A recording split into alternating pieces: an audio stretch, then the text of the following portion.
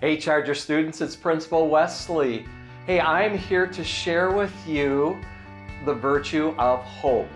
Hope is placing our trust in God in all things. And as we experience difficulties, it's important to be hopeful, to trust that through the difficulty that God will guide us.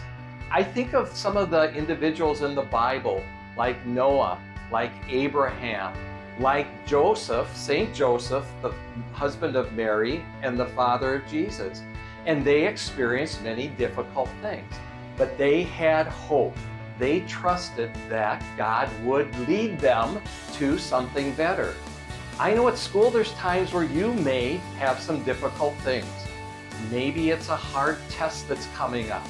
Well, pray to Jesus, pray to God that they will guide you as you complete that test. Be hopeful.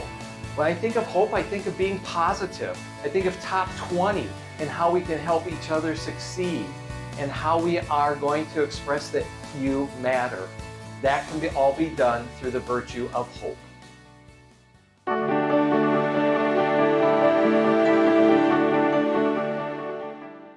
Hello, I'm Sister Fabiola.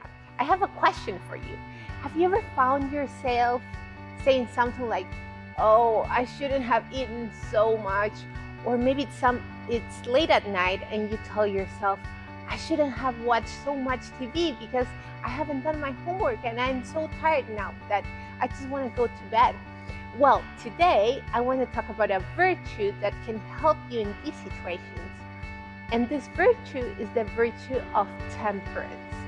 The virtue of temperance helps us to enjoy all the things that are good that God gives us, but with moderation. It's like when you're trying to walk on a balance beam.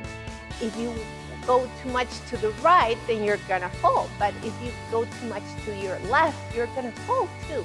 So you just need to find the right spot, the perfect balance.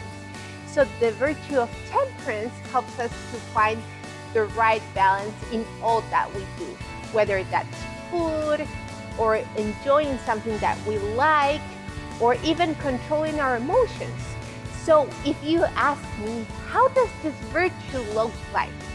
It can look like when you're enjoying a chocolate, let's say, some chocolate, you know when to say, it's enough. I have eaten enough, so you stop and you don't get a stomach ache.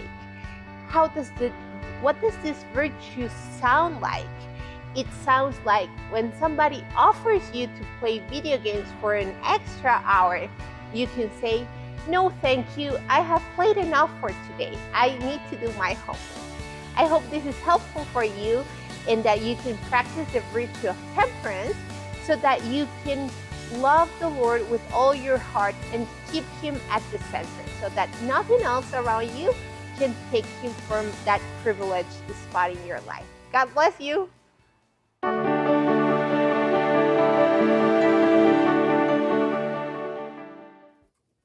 Hey, Miss Noonan. Yeah? What is the virtue of fortitude? Well, I think that's an easy one. The Catechism here tells us that fortitude is the moral virtue that ensures firmness in difficulties. Wait. It strengthens. Yeah? Can you put that in kid terms? Absolutely. Fortitude is about being brave and strong. It's about facing your fears. So for our youngest friends at St. John's, I would suggest maybe, trying a new food, stepping out of your comfort zone. Kind of like that Ethiopian food we had on Monday that was super good. It can also be, like jumping off a diving board or riding your bike without training wheels.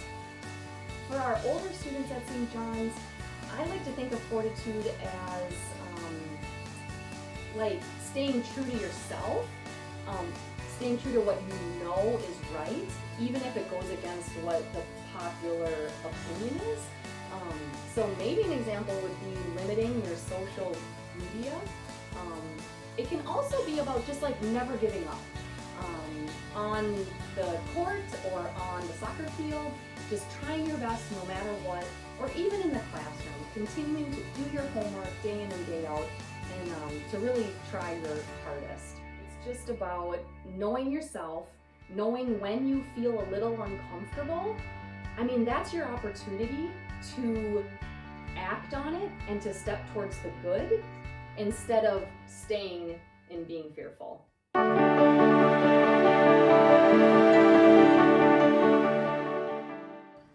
Hi kids, students of St. John the Baptist. This is Father Bobby. I'm here to talk to you today about the virtue of charity. It's a very fancy word, but basically what we're talking about is love. We're talking about love. And we're talking about the definition of love that I'm going to give you here, which is love is giving of yourself to someone else. In any way, you can do that. Now, we often think about that as giving money to somebody. That's what we call charity. But love is about giving yourself to somebody else. That can be as simple as giving somebody a smile in the hallway, being nice to them, giving them a hug when they have a bad day. I remember a girl in 5th grade that when I needed to borrow a pencil in class, I would always go to her because she was so generous and so kind in giving that pencil to me. Anytime you give of yourself in love to another person, it is love. It is God's love. How do we know that? Because He gives us life. He gives us beautiful days like this. He gave us our Blessed Mother Mary, who gave us her Son, Jesus. And Jesus is the embodiment of God's love. God gave us His Son.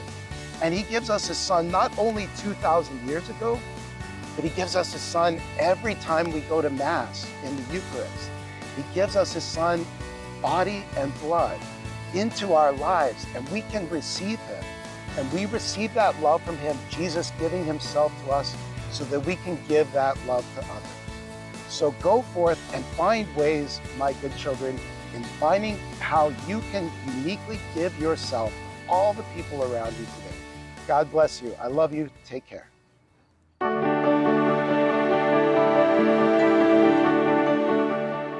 Today, I, Mrs. Ebel, the new assistant principal, is going to talk to you about the virtue of justice. That's a tough one. Justice means giving everyone what is due them. So what that means is that we need to make sure everyone around us has what they need: food, clothing, shelter. It means taking care of each other. So what we need to do is also remember that it means obeying authority. And that's listening to your teachers, playing games fairly, not taking something that belongs to someone else, being respectful. We're each made in God's image and likeness, so that means every one of us needs to be respected and have dignity.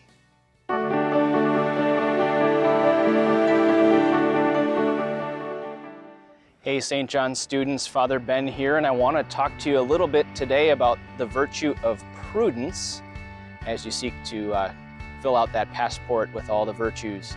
The virtue of prudence is the habit of thinking and doing the right thing at the right time, right? So, for instance, if maybe you got home on a Friday after a busy week and you were looking forward to just kind of relaxing, but you knew that you had a really busy weekend ahead of you, and you also knew that you came home with some homework.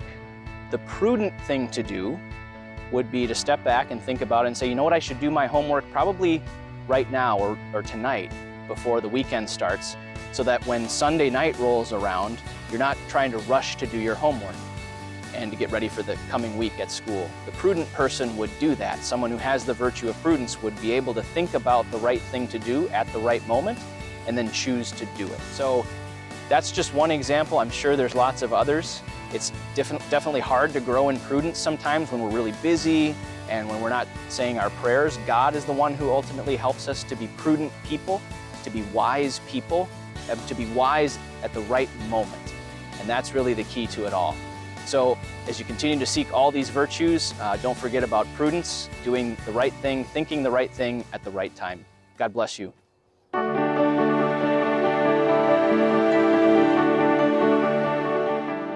Christina. I'm the coordinator of youth evangelization, and I'm going to tell you about the virtue of faith. Faith is not just knowledge about God, but also trust in Him. So it's not just saying, I know a bunch of stuff about Jesus. It's because I know these things about Him, I know who He is, and that I really do believe that He's good. So in my own life, I've discovered that faith is more so something that I need to have in difficult times, not just when things are going well. And I can trust Jesus with things that are hard. So an example of how you could do this would be if you're having difficulties with a friend, or you're worried about an upcoming test, or maybe family life is just kind of hard. You can simply say, Jesus, I have faith in you, and though I don't understand this situation, I trust that you're going to make it turn out for my good and for our good.